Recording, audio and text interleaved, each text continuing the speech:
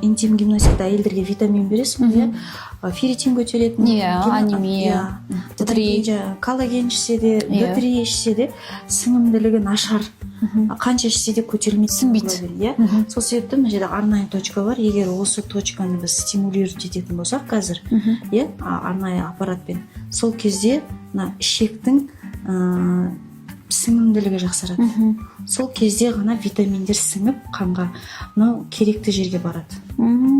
Күшті.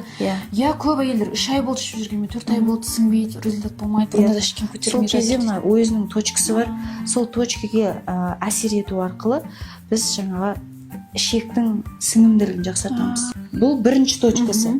Енді ішекті жаңа сіңімділігін жақсартатын тағы да точкалар бар. Мен саған қазір оны көрсетемін. Қандай күшті информация деген енді айта алмаймын. Тараздың ханымдары Алла қаласа, неше түрлі білмей бара жатырмыз.